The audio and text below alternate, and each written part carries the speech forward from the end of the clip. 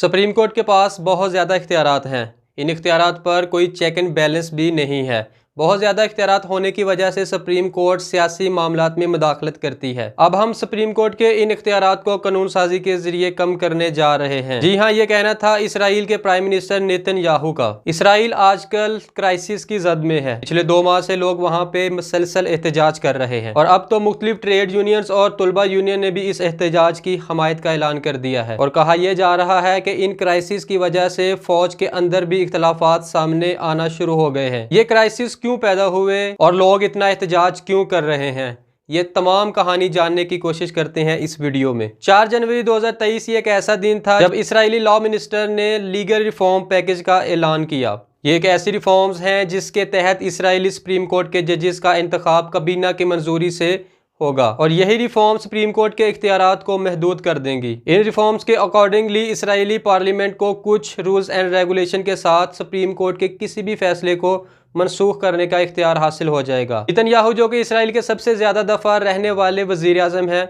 2019 में इसराइली वजीर आजम पर करप्शन और ओहदे का नाजायज़ फ़ायदा उठाने का इल्ज़ाम था। नेतन्याहू और उनकी बेगम पर इसराइली हॉलीवुड फिल्म प्रोड्यूसर से तहाइफ लेने का इल्ज़ाम भी था और उन पर अपने कज़न से $2,70,000 के तहाइफ लेने का इल्ज़ाम भी मौजूद है। क्योंकि बतौर वज़ीर आज़म आप किसी से तहाइफ नहीं ले सकते, इस वजह से ये करप्शन के ज़ुमरे में आता है और इन्हीं इल्ज़ामात की वजह से नेतन्याहू का 2021 में 12 साल इक़्तिदार अपने इख्तिताम पर पहुंचा। कहा जाता है कि गजा में बमबारी और करप्शन के इल्ज़ामात की वजह से उनकी इत्तेहादी जमातें भी उनका साथ छोड़ गई थी और जिसकी वजह से पार्लियामेंट में नेतन्याहू अपनी अक्सरियत खो बैठे थे। पिछले 4 सालों में इसराइल में सियासी बहरान रहा है और इसी अरसे में तकरीबन 5 दफ़ा जनरल इलेक्शन हो चुके हैं। अप्रैल 2019, सितंबर 2019, मार्च 2020, मार्च 2021 और नवंबर 2022 में जनरल इलेक्शन हुए थे, मगर इन इलेक्शंस में कोई भी वज़ीर आज़म पार्लियामेंट में अक्सरियत हासिल नहीं कर सका था और जो भी वज़ीर आज़म बना उसने इत्तेहादी जमातों को साथ मिलाकर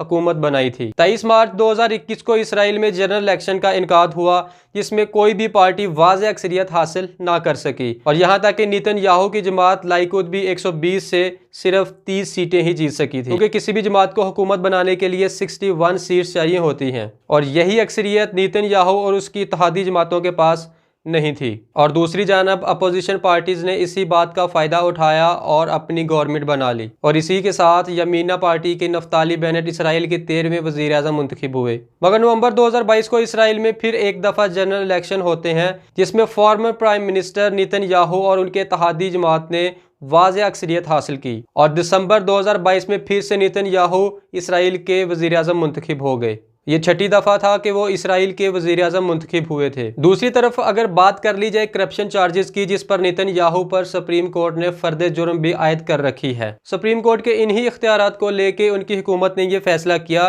कि सुप्रीम कोर्ट के इख्तियारात को कम किया जाए और सुप्रीम कोर्ट के जजेस का इंतखाब काबीना की मंजूरी से किया जाए। हुकूमती इत्तेहादी जमातों का मौक़िफ़ ये है कि सुप्रीम कोर्ट सियासी मामलात में मुदाखलत करती है और अपोजिशन को फेवर देती है, इसलिए उन्होंने सुप्रीम कोर्ट के इख्तियारात को कम करने के लिए पार्लियामेंट से कानून साजी करवाने का फैसला किया। जनवरी 2023 में इसी फैसले के बाद पूरे इसराइल में लोगों ने एहतजाज शुरू किया जो आज तक जारी है। लाखों की तादाद में इस वक्त इसराइली सड़कों पर लोग एहतजाज कर रहे हैं।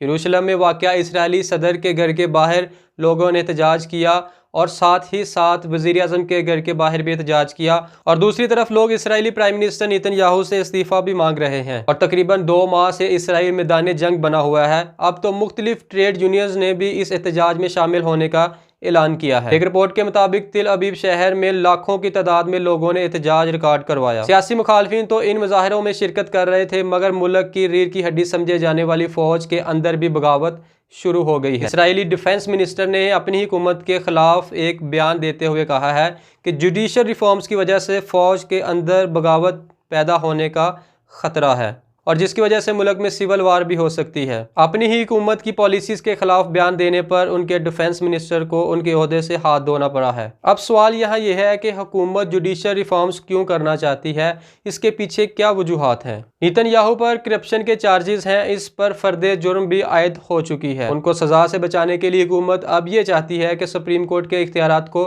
कम से कम किया जाए ताकि सुप्रीम कोर्ट पार्लियामेंट के कामों में मुदाखलत ना करे, क्योंकि इन रिफॉर्म्स के बाद सुप्रीम कोर्ट के इख्तियारात कम हो जाएंगे, जिसकी वजह से सुप्रीम कोर्ट किसी भी सियासी शख्स को सजा नहीं सुना सकेगी और इन्हीं रिफॉर्म्स की वजह से पार्लियामेंट के इख्तियारात में भी इजाफा होगा, जिसकी वजह से पार्लियामेंट सुप्रीम कोर्ट के किसी भी फैसले को मनसूख कर सकेगी। दूसरी तरफ नेतन्याहू के मुखालिफिन का ये कहना है कि इन रिफॉर्म से मुल्क की डेमोक्रेसी और जुडिशियल सिस्टम कमजोर होगा, क्योंकि इसराइल के अदालती निज़ाम ने हुकूमत को अब तक अपने इख्तियारात से तजावुज़ करने से रोके रखा है। नेतन्याहू और उनके नेशनलिस्ट अलाइज सुप्रीम कोर्ट को इसलिए भी कमज़ोर करना चाहते हैं ताकि वो इस सरजमीन पर मजीद यहूदी बस्तियां आबाद कर सकें। इस सरजमीन को फ़लस्तीन अपना वतन कहता है और अपनी रियासत कायम करना चाहता है। और दूसरी तरफ हुकूमती इत्तेहाद में शामिल ऑर्थोडॉक्स पार्टीज एक ऐसा कानून पास करने की कोशिश कर रही हैं जो उनके फ़िरके के लोगों को फ़ौज में जाने से रोकेगा। इसराइल में मजबूत अदलिया के होते हुए वो ये काम बिल्कुल नहीं कर सकते, इसलिए वो अदलिया के इख्तियारात को